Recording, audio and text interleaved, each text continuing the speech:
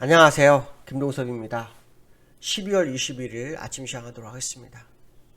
오늘 새벽에 끝난 미국 시장은 하락 마감을 하였습니다. 장중할 때 2% 정도 하락했다가 낙폭을 줄여서 1.2% 정도로 마감하는 모습이었는데요. 미국 시장은 두 가지 이슈가 있었죠. 외부적 이슈까지 하면 세 가지 정도 되는데, 첫 번째 이슈는 오미크론이었습니다. 오미크론이 확산 속도가 굉장히 빠르다고 하죠. 앤서니 파우치 소장이 지난번에 이 오미크론이 처음에 출현했을 때 어떤 얘기를 했었냐면 치명적이지 않다. 그러니까 델타 변이보다 치명적이지 않다라는 표현을 썼고 그 조언 때문에였는지 모르겠지만 조 바이든 대통령이 봉쇄를 하지 않겠다라는 얘기를 해서 사실은 오미크론 출현하고 주가가 빠졌던 부분을 다 회복시키고 끝났습니다. 그래서 시장은 다 끝났을 거라고 생각을 했겠죠. 근데 저는 이게 말이 안 된다라는 얘기를 한번 해드린 적이 있었는데, 미국에서 오미크론이 확산 속도가 엄청나게 빠르게 진행이 되고 있습니다. 거의 델타 변이보다 5배 정도 빠르다고 하죠. 확진자가 많아지면 많을수록 그 속도는 더 빨라지겠죠. 근데 유럽에서는 각국이 봉쇄하고 여행 제한을 강화하기 시작을 했습니다. 네덜란드가 4주간 봉쇄를 하고요. 오스트리아도 코로나 백신 접종자가 아니면 입국을 거부하는 상황이 됐고요. 독일이나 영국도 바이러스 변이 지역으로 지정해서 입국 제한을 하고 있는 상황이 돼버렸습니다. 그러면 조 바이든 대통령은 완전히 실책을 한 거죠. 또 앤서니 파우치도 립서비스를 한 거밖에 안 되는 겁니다. 그렇죠? 그런 와중에 앤서니 파우치가 어저께 무슨 얘기를 하냐면요. 참 2주 만에 혹독한 겨울이 될 거다. 이유는 오미크론 때문에. 이런 얘기를 합니다. 그러니까 완전히 시장이 그냥 갖고 노는 것밖에 안 되는 거죠. 제가 그때도 말씀드린 데이터 가지고 없다. 데이터가 없긴 데이터 나올 때까지 확인해 봐야 된다. 그게 지난주 중후반에 나온다. 그 얘기를 했잖아요, 제가.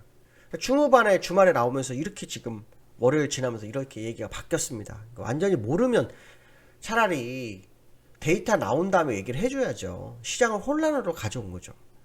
그러고 난 다음에 21일 오늘 돌아오는 밤에 화요일 밤에 미국에서 대통령이 대국민 연설을 한답니다. 오미크론 관련. 아마 부스터 샷을 맞아라 그런 얘기 아닐까 싶어요. 네, 부스터 샷을 맞아야만이 될 거다.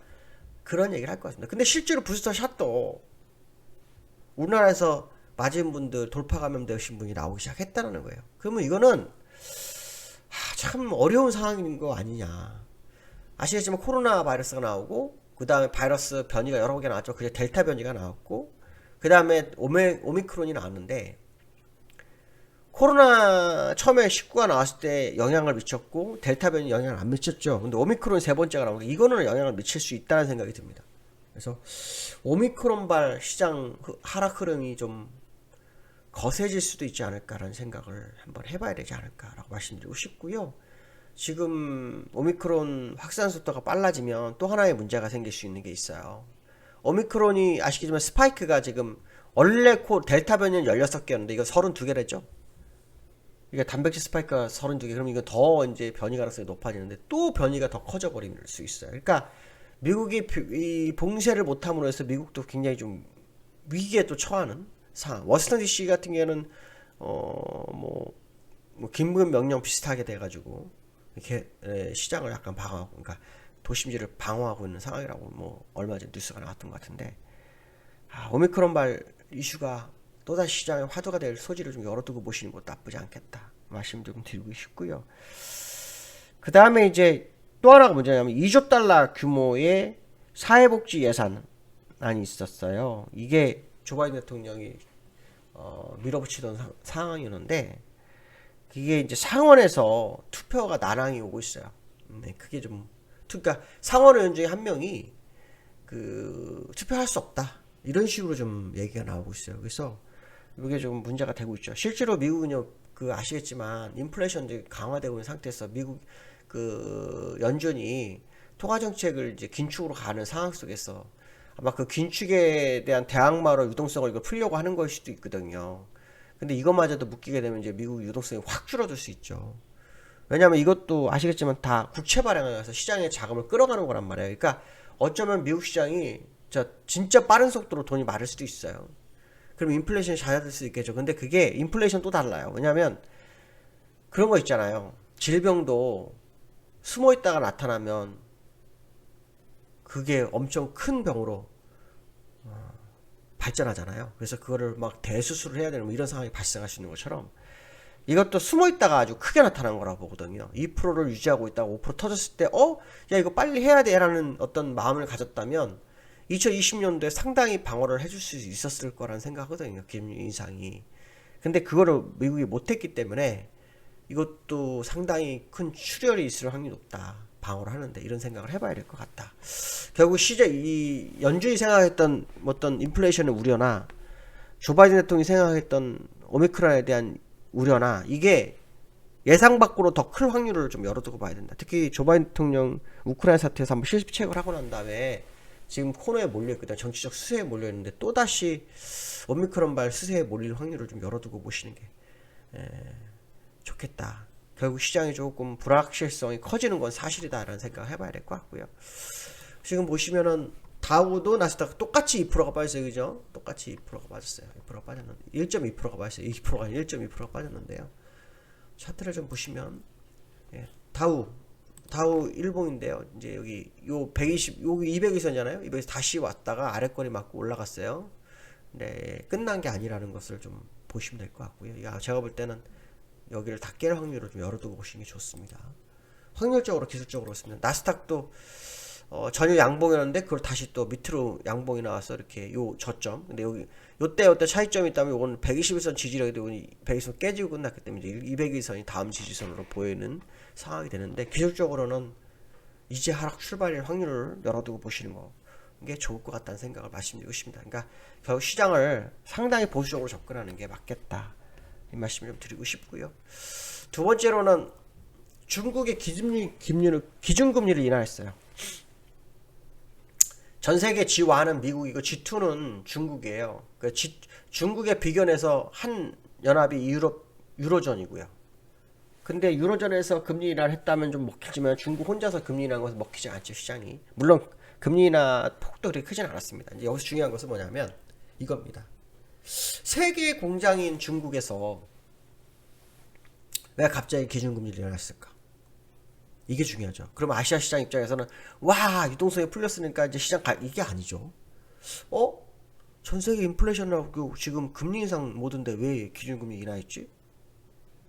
얘네 심각한가 본데 이렇게 해석할 수 있는 거예요. 지난번에 지준율 인하 하신 거 아시죠? 지준율 인하해서 210조 정도 투입해가지고 헝다 뭐 살려내려고 막 바라 그랬는데 이번에 기준금리 인하를 했어요. 헝다 영향이 엄청 크고 있다는 거죠. 헝다의 영향뿐만 아니라 중국 내 지금 경제가 문제가 되고 있죠.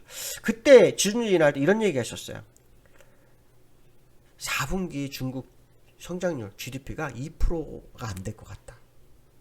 이건 어마어마한 일이죠. 왜냐하면 중국이 이때까지 이 경제 성장률이요 기본 7%였습니다. 많게는 막 10%. 근데 갑자기 쭉쭉쭉 빠집니다. 이거는 상당히 심각한 거죠. 특히 우리나라 중국에 수출을 하고 있잖아요. 우리나라가 대중국 수출이 거의 한 20몇 % 될 겁니다. 아마 제 기억으로. 그러면 지금 이 수출국들은 상당히 좀 타격을 입을 수 있는 상황이 되거든요. 그래서 어쨌든 이 중국발 금리 인하가 시장이 호재로 나오는 게 악재로 가는 것은 맞을 것 같다.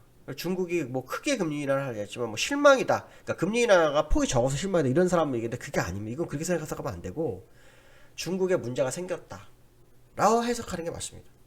중국에 무슨 문제가 생겼다. 그러니까 아마도 경제적으로 불확실성이 굉장히 커지고 있는 사실이 아닌가 이런 해석을 좀 해봐야 될 것 같고요. 그래서 중국 차트를 좀 참 오랜만에 볼까 싶은데요. 중국 차트를 보시면 이 일봉 보면 안 되고요. 주봉이나 월봉을 봐야 되겠죠.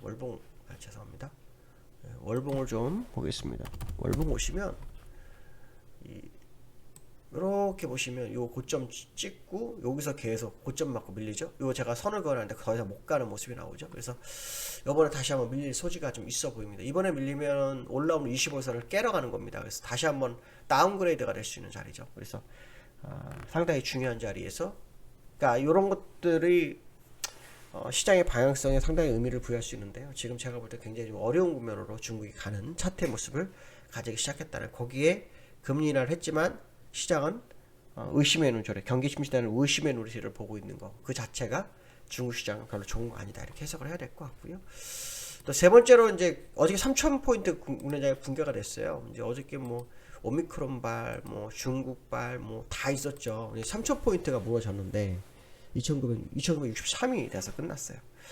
근데 어저께 환율이 1,190원대 갔어요. 그러면 사실은 지금 2,820이 깨졌어요. 정상입니다. 그러니까 지금 우리나라 굉장히 강한 겁니다. 3,000피 깨졌다라고 보는 것보다는 엄청 강한 데가 맞습니다.